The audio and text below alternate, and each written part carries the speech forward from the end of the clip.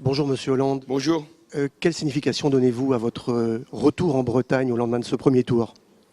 D'abord, un remerciement à l'égard des Bretons qui ont massivement voté pour ma candidature et me porter ainsi au soir du premier tour en tête. Et je voulais leur exprimer ma gratitude. Ensuite, la Bretagne, c'est une région dans laquelle j'ai des attaches profondes, puisque je suis venu des années et des années à Lorient pour fonder avec Jacques Delors les Transcourants. Puis ensuite, je suis venu à Brest, où j'ai été élu premier secrétaire du Parti socialiste. Et puis à chaque étape de ma vie politique, la Bretagne m'a toujours suivi. Alors je veux lui dire que nous allons maintenant affronter le second tour de l'élection et que Jean-Yves Le Drian et tous les élus de la Bretagne m'apportent leur soutien. C'est un point important avant cette grande confrontation du 6 mai. Alors la Bretagne est une terre modérée politiquement, qui généralement était de tradition centriste. On observe un net recul du vote en faveur de François Bayrou et en revanche une poussée surprenante, forte du Front National. Quelle est l'analyse de ce phénomène? Oui, le Front National s'est installé partout. Il n'est plus concentré sur certaines régions seulement, mais sur l'ensemble du territoire, et notamment dans le secteur rural.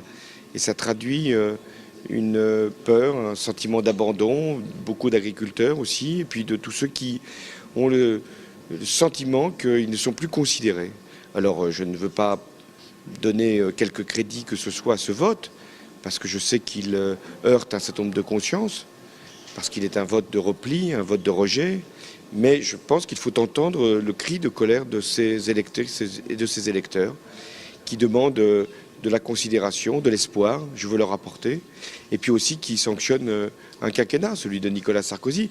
Quand Nicolas Sarkozy a été élu président, il y avait 10% de Français qui votaient pour le Front National. Il va quitter l'Élysée et il y aura donc eu 18% d'électeurs du Front National.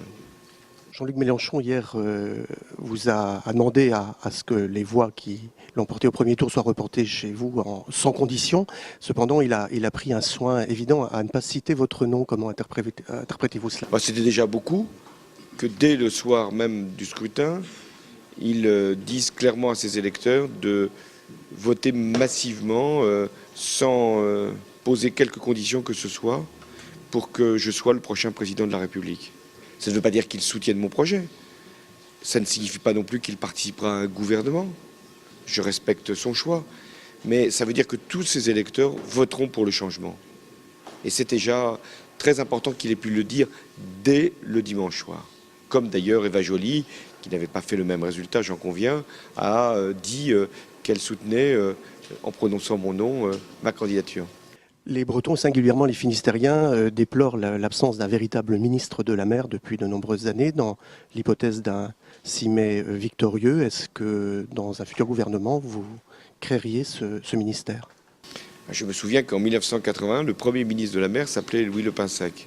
Puis ensuite, au fur et à mesure des compositions de gouvernement, le ministère de la mer a soit été rattaché, soit même disparu du gouvernement. Donc j'ai pris cet engagement de le reconstituer et de faire en sorte qu'il puisse porter les sujets que nous connaissons bien, de la pêche, mais aussi des énergies maritimes, du transport, un véritable ministère. Hier soir, l'une des premières réactions de Nicolas Sarkozy à l'annonce des résultats a été de lancer l'idée de 3 débats que vous avez rejetés. Ne craignez-vous pas que cela porte une ombre sur cette campagne de deuxième tour comme étant une sorte d'esquive? Il n'y a jamais eu dans une campagne de deuxième tour 3 débats. Pas d'ailleurs 2 non plus. Toujours eu un grand débat. Il n'y a que Nicolas Sarkozy qui veut changer les règles du jeu en cours de partie. Donc il a été particulièrement absent pendant des mois et des mois. Il n'est rentré en campagne qu'au mois de février. Et il viendrait nous dire que maintenant il voudrait, parce que son score n'a pas été bon au premier tour, bousculer les règles, les usages, les traditions. Ben non. Il faut respecter les rites dans la vie politique. Il faut respecter les usages. Ce n'est pas le genre de Nicolas Sarkozy, donc je dois le ramener à la raison et à la responsabilité. Merci, Monsieur Hollande. Merci à vous.